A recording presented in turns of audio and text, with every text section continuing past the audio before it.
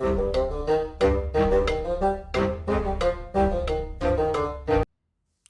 and welcome to the Critically Clueless. I'm the Monk, and today we are in Disciples Liberation, and today's video is kind of a part 2. We are doing the best units that you can get in your game. This video is dedicated for late game, so in my opinion these are the very best units that you can get within the game and use for your gameplay. We're talking backline and of course the main field. To be fair though, in the last episode we explored the best early units that you should be using in your game, and a couple of those, especially the last 3, could definitely be used right up into the very end of your campaign. Especially the back line. There was a couple of good units in that, so if you haven't checked out that video, I'd recommend taking a look, because like I said, I do quite like quite a few of these units within this game. This one is dedicated to the very best 10 units. However, we're going to be going mostly over tier 3 and tier 4 units. So if that's what you're interested in, then keep watching. And again, if you're interested in Disciples Liberation content, think about hitting that like button and of course subscribing to the channel. It helps out this channel so much to have that sub from you guys, and it's very much appreciated. We also have an active and growing Discord, guys, so if you want to jump in a Discord, chat about this game, chat about whatever game you may be playing, it's full of gamers and we're all friendly, so the link will be down in the description. Come ahead and say hello. So let's get stuck into this video, and in 10th place, guys, we are going to be talking about the Sundancer. Now, the Sundancer, like its hero counterpart, is an absolute general on the battlefield and can definitely improve any army lineup. Now, it is tier 4, does cost 40 leadership points. It's of the Alvin Alliance. It has 110 initiative with 1600 in health as well, so this thing can definitely take a hit. And its first ability is a little bit complicated. So basically you deal out 4 strikes. It deals primal damage and inflicts a blinding on the target if we hit once. It grants protect on a Sundancer if it hits twice, and it inflicts burning on a target if it hits 3 times. And if all 4 strikes hit, it also gives the Sundancer motivated. Motivated is a +1 on morale. Now, the second ability wraps targets within glacial spikes. It deals primal damage and inflicts paralyzed, bleeding, and chilled on the target. Chilled is really good because it's actually a -1 to movement. And for a passive, it grants improved criticals, inspired, and evasive to targets within 2 tiles from the Sundancer. It's something that's really useful. It's complete passive, so it happens all the time. Anyone around this character will get inspired, which is a +2 to morale, absolutely buffing your troops. And to top that off, if you happen to have one on the back line, it grants Inspire to elf and human units. So if you are, very big with the Alvin Alliance or the Empire, this is going to be inspiring a +2 as well, which means technically you could have units on the field with a +4 morale. That is a huge, insane buff, guys. Absolutely really good. Basically a walking general. And in 9th place, we have the Bone Golem. Now, the Bone Golem's only in 9th place because it is slightly situational. Now, it's only tier 3, and you can actually acquire and recruit a special one of these within a playthrough fairly early on. I wouldn't say that early into the game, but you can recruit one early on. It's a melee character, which makes a lot of sense once you actually get into its stats. And of course, it has 110 initiative. Now, its first ability is it bashes up to 3 enemies with deadly blows, dealing physical damage, and inflicts taunt on enemies, meaning they have to attack the Bone Golem. Ability number 2 deals out physical damage and inflicts bleeding and immobilized on targets. Immobilized is brilliant, means that they cannot move. They cannot move away from you either. And your passive is Not good, unfortunately. I hate the passive. It is what it is. Try and avoid it like the plague. It is self-destruct, so it's one of those ones you have to watch out for if you are fighting against them. But basically, if it was to die, it will explode, dealing unholy damage to all units within 2 tiles. And it inflicts demoralized on targets as well. Also note that it can't be resurrected. But on the back line, this is very, very good. Very, very useful. If you use a lot of melee units, if you use a lot of werewolves, for instance, or were-leopards, or any melee unit, this thing will give them thorns. It gives them physical protection and thorns. Now, thorns is brilliant because 50% of all damage dealt by an adjacent enemy, an enemy standing next to that character, is applied back to that AI, which is brilliant. It means that if you run a melee heavy focused army, having a bone golem in the back line for this thorns is brilliant. It also gives them physical protection, which is a plus 15% physical resistance. In 8th place, we have the Blood 8. Now, this is a tier 4. It's on the expensive side. You expect these stats to be good. Initiative is 110, which needs to be better, really.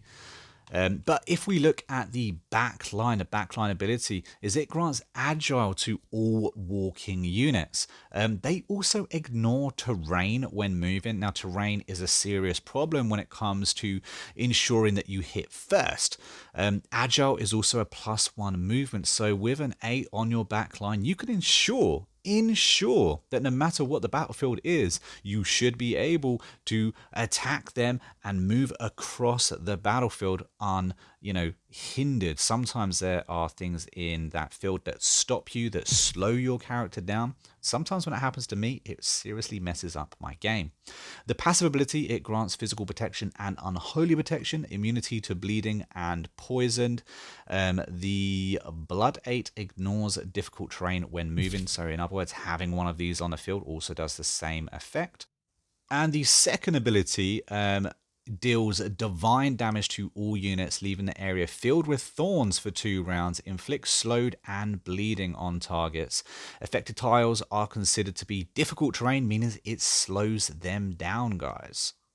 So let's say, for argument's sake, you you have range units, you want to make them come to you, the Blood 8 could be the guy for you then. And the main ability is Eye Beam. It sends a bloody beam towards a target, creating a violent explosion. It deals unholy damage, inflicts bleeding and poison to the target. The ground is tainted for 1 turn, only 1 turn. I think it needs to be more personally. And it deals unholy damage, inflicting, cursed, and slowed. I really like the Blood 8. I think that it has different uses, so keep that in mind whenever you choose it. And in 7th place, we have these area effect gods. I really like these guys. I do use the main companion with these as well. Generally speaking, I like to have one of these and the companion. I think it's kind of nice that these are only tier 3 as well, and they hover, meaning they don't have to worry about what's on the ground kind of bugging them. Also have 120 initiative, meaning that they are starting up there a little bit faster on the battle lines. Ability 1, we have Lightning Arrow, basic standard ranged attack, deals unholy damage, inflicts slowed to a target. Then we have the area of effect, which I really like to start off my battles with. Deals unholy damage and inflicts blinded on targets. Blinded means that they have a less chance of actually attacking you back. Then we've got a passive which heals allies within 2 targets up to 35% of the damage dealt, meaning that when we attack, that attack then goes back as a heal to the allies around us. On a backline, we have Fatal Shot, shoots an electrically charged arrow at a target with the lowest HP, dealing unholy damage and inflicts slowed on a target as well, meaning this is actually a viable option for that backline. May not be the best, may not be one of the best at all on backline, but it's still a backline attacking ability, which I quite like. For me, it's the passive and the EOE effect that makes this so good. And not quite making a top 5, in at number 6, we have the Necromancer. Now, whether you use Ejima or not, the Necromancers are a very, very good unit. This is only a tier 3, does cost 30 leadership because of that, only 100 initiative. So you're going to be acting slow unless you put on those crystals. And I would suggest you put on the crystals because I do think initiative is so important. But the backline ability grants strong to allies if there is at least one unit in the graveyard. This really isn't that good. You don't want to have a unit in a graveyard necessarily. It does happen, but you don't really want a backline ability to be activated only if something bad happens. However, your passive ability is brilliant. Raise the Dead. Tier 1 and 2 enemies that get defeated by the Necromancer are raised into Spectres. Tier 3 and 4 enemies that are defeated by the Necromancer get raised as a Banshee. The second ability and the strongest ability really is Bone Storm. It is an area of effect ability. It acts at range as well, and it deals physical damage and inflicts confused on a target. Problem is, it also hurts allies, so think about that. Your main ability is Bone Strikes. Again, you can hit a number of enemies with this. It's also a ranged attack, and it deals physical damage and inflicts a bleed on targets too.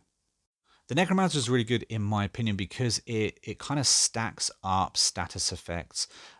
If you are ending up in a longer battle, there are a few longer battles in Disciples, then the Necromancers have a really good way of defeating the enemy. Plus, it also means you can get extra numbers in your favor because you're turning anyone defeated by a Necromancer into an ally. You can also heal those allies that may be coming back as 50% health, but they don't have to stay that way. Pause the video right now if you're still watching and let me know who you think should be in the next top 5. But in at number 5 is the Daughter of Sin. Now, she's a new character as well with the latest or first DLC. She is, of course, a part of the Legion of the Damned. Tier 4 does cost that 40 leadership, only 110 initiative, which is a bit of a shame. Can take a hit at 1600 health, however. And her first ability strikes a target with 5 rays, dealing unholy damage.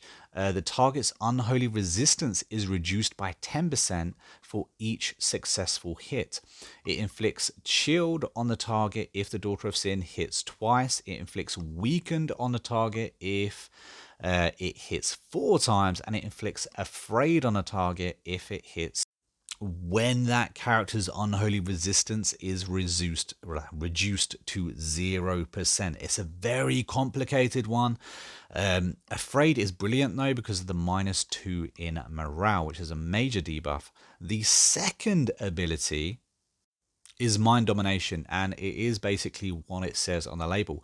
It breaks the mind of the target and gain control of it. The lower the tier of the target, the longer the control lasts. It inflicts confused and taunted on a target at the end of the mind domination. And for any targets that can't actually be mind dominated, it inflicts unholy damage and also inflicts confused on that target. Its passive ability is that it grants inspired and improved criticals to allies within its aura within 2 tiles around the Daughter of Sin, meaning it inspires them for a +2 morale and also gives them a 15% critical hit chance. So it's kind of like an on-field general.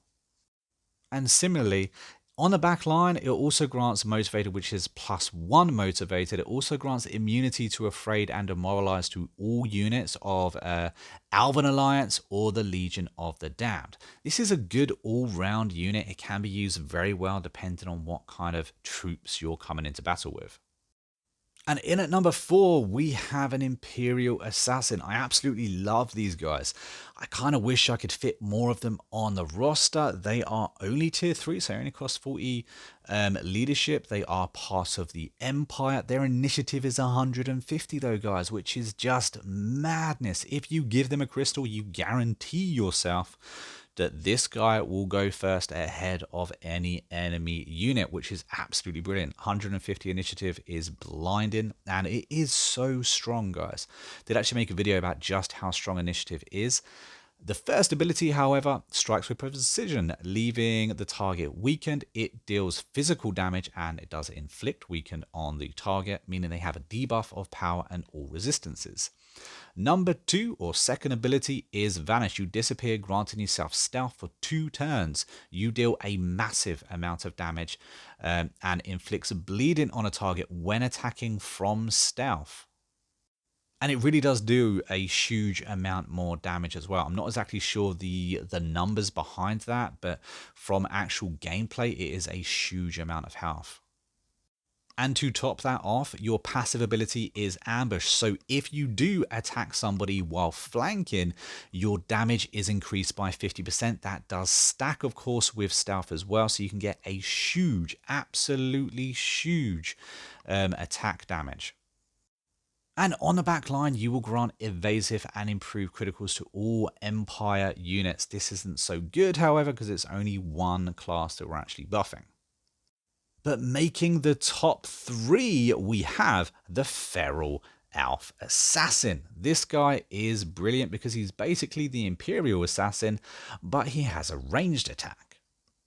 Again, this guy is tier 3, so he does cost the 30 leadership, is of the Elven Alliance, but he has that 150 initiative, the same as the last guy. Honestly, I cannot rate initiative highly enough. The Feral Elf Assassin does hit very hard as well. The first ability is Snake Strike. Now, this deals physical damage and inflicts poison on a target.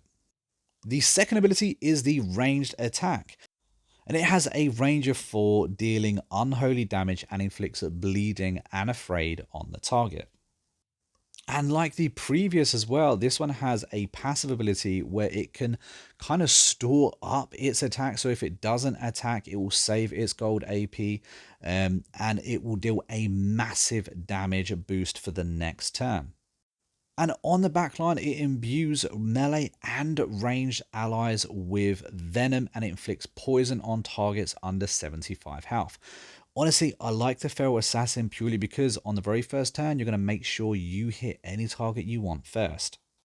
And now we're down to the final 2 units, and this was really hard toss up, but in second place, we have the Holy Avenger. Now, the Holy Avenger really could have been the best unit in the game. It's absolutely brutal if used well. If given a gem to up that initiative on the battlefield, can be used really well and possibly is the best, the absolute best backline unit in the game. This is, of course, of the Empire Alliance and is also a tier 3 unit. So it only costs that 30 on the leadership cost. Like I said, for me, that initiative is far too low. However, this is a backline unit. Now, on the backline, you will unleash Holy Energy on an enemy with the lowest HP. It deals divine damage, and if it kills that target, you will find another and strike again. I have killed up to 5 in a row with this. You get people down really low. You don't waste an attack. Make sure they're just on, 500-600 health left. And then with the backline ability, you're able to unleash a devastation, kill them, and you're able to move on to another target and another target and another target after that. Now, the first ability here deals physical damage. It is a melee attack, but if that target dies, the Holy Avenger is refunded a gold AP, which is very strong. Now, the second ability is an area of effect. It's 1 square around the Holy Avenger. And it blesses the ground around the Holy Avenger for 1 turn, dealing divine damage to the targets, inflicts weakened and slow on targets. Now, the slowed is the -1 movement, the weakened is -15 to power and all resistances. I also quite like the passive as well. Now, it is situational again. However, the Holy Avenger takes 30% less damage from undead and demon units. All in all, the Holy Avenger is an absolute package, guys.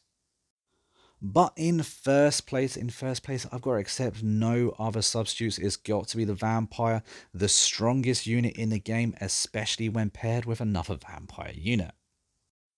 Now this is an undead horde. It is tier 4. It does cost that 40 leadership points. You're not going to be able to have a huge amount of them, unfortunately. Does have incredible power though, and 150 initiative, meaning you're going to be going first ahead of the battle, especially if you put a crystal on to bump that up even more. Maybe even have a backline, someone on the backline to bump that up. But your main ability is going to be Draining Claws, and you strike and drain the target of its energy, dealing physical damage, healing the vampire for 25% of all damage dealt. The second ability that you have is Bloody Vengeance, which emits a wave of blood. It's an area of effect, 2 square area effect, so it's very large. You can target a lot of people normally with this, and it deals unholy damage, inflicts bleeding on the target on impact as well. The best thing about this is, however, is the damage to the target is increased by 35% if the target is already inflicted by bleeding. So in other words, running 2 vampires go hand in hand for a ridiculous amount of damage that you're able to do on the very first turn before the AI have even had a chance to fight back.